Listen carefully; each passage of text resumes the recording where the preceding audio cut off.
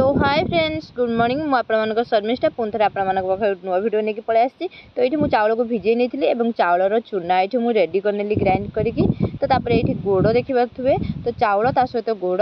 तो ये मुझे पलि आसली चुली को। तो चुली लगे सारापर मुझे कड़े बसई नेली। कड़े गरम है मुझे गुड़र मुंडा था जो चक्की आसाला गुड़र तो ताकू भांगिकी मुझे हेमदस्ता बाड़ी साहाଯ୍य भांगिकी गुड़ गुड़ाक चूना कर गोटे थाली रखी थी।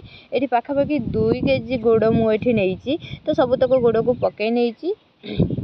आना मत ये आरिसा पिठा बा जो घी पिठा कहती गाँ मानकर तो सही मुझे तार खली बनवा जाऊँगी प्रोसेस बनाऊँ आपण मैंने भिडियो कंटिन्यू रुहतु जानीपारे। हाँ जदि आपण मो भिडियो भल लगे प्लीज मो भिडियो गोटे लाइक करदे। ये देखुए आमर गुड़ मेल्ट हो आसला आउ बढ़िया सुंदर भाव में फुटी आसलानी गुड़ देखिपे। आपण मैंने जानवे केमी कि प्राय लोक जापरती गुड़र खली माने खलीटा केमी धरा जाए अलग लोक डाकती कि खली धरवाई। तो ये आपण मैंने चेक करने कि ये आम गुड़र पागटा ठीक है कि नहीं। तो आप गोटे बेलारे कि गोटे जेकोसी पात्र हो आप रखिथे नॉर्मल पानी। तो से नॉर्मल पानी कौन करेंगे ये गुड़ रू नहीं कि पकेबे जदि टी टाण पकई सारापर टाण चॉकलेट टाइप बनीज ना ताले भावे कि हाँ कि आपणकर ये जो गुड़ पागटा ठीक बनी।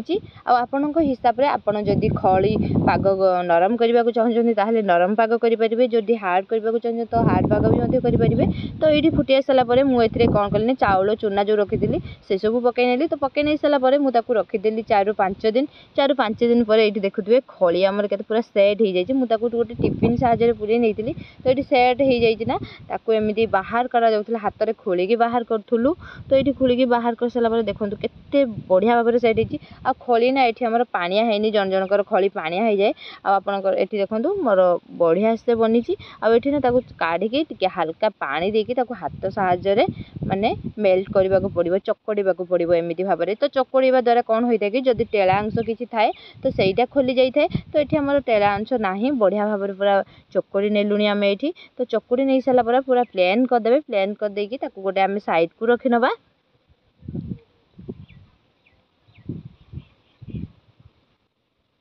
तो ये मुझे देखो पूरा बढ़िया भाव में प्लेन हो बनीगला।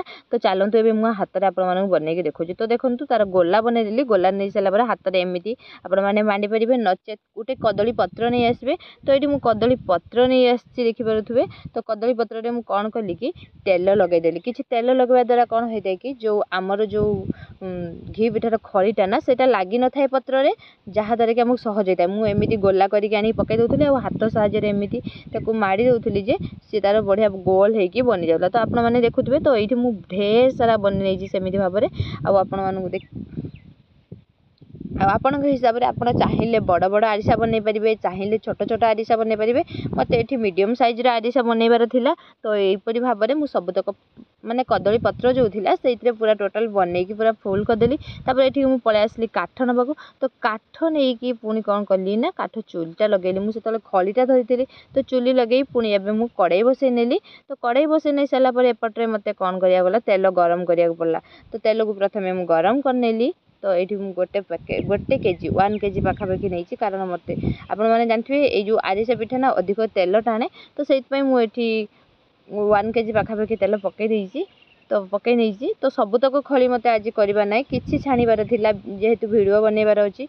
तो पकई सारापर गोटे पट देखूँ गोल्डन ब्राउन है मुझे बाहर करनेली कि। तो बाहर करने आप बेसी जाड़े जाड़े तो पिता लगे खाइबा टिके गोल्डन ब्राउन कलर हो आसला और घी पिठा पूरा बढ़िया ही बनूला। देखो केते सुंदर देखा जाए। क्या आरिसा पिठा खाइबा पसंद लगे कमेंट रे जनइबे। आ जदि हाँ जदि आपण मो वीडियो भल लगे प्लीज मो वीडियो गोटे लाइक करदेवे। ये आमर पूरा टक्कर मकर हो फुटिलानी बढ़िया भाव में घी पिठा। तो चलतु एक आम सेम प्रोसेस यहीपरी भाव में सबुतक आरिसा पिठा को आम कौन करवा ना तेल रे छाणी नवा। तो छाणी नहीं सारापर साइड करदे। तो साइड करदे चलतु मुझे आपण मान सहित सेयार कर मोर घी पिठा पूरा बनिकी रेडी हो गला। देखो केते यामी देखा जाए खाइबा बहुत ही टेस्ट लगुला। এইটা ଥିଲା ମକର ସଂକ୍ରାନ୍ତିର ଆରିସା ପିଠା ଆଉ ସେଇ ଭିଡ଼ିଓ ମୁଁ ଆଜି ଅପଲୋଡ଼ କରିଛି।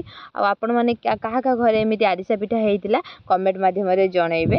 ଆଉ ଏଇ ଆରିସା ପିଠା ନା ମୁଁ ବନେଇଲି ମୁଁ ନିଜେ ଖଳି ଧରିଲି, ନିଜେ ପିଠା ମଧ୍ୟ ବନେଇଲି ଆଉ ଆପଣମାନଙ୍କ ସହିତ ଏଇ ଭିଡ଼ିଓଟି ମଧ୍ୟ ସେୟାର କଲି। ଯଦି ମୋ ପରିଶ୍ରମ କରିକି ମୁଁ ଆପଣମାନଙ୍କ ପାଇଁ ଏତେ ଭିଡ଼ିଓଟି ବନଉଛି ତାହେଲେ ଆପଣମାନଙ୍କୁ ବଞ୍ଚି ନା ମୋ ପାଇଁ ଗୋଟେ ଲାଇକ୍ କରିବା ପାଇଁ ପ୍ଲିଜ୍ ମୋ ଭିଡ଼ିଓ ଗୋଟେ ଲାଇକ୍ କରିଦେବେ।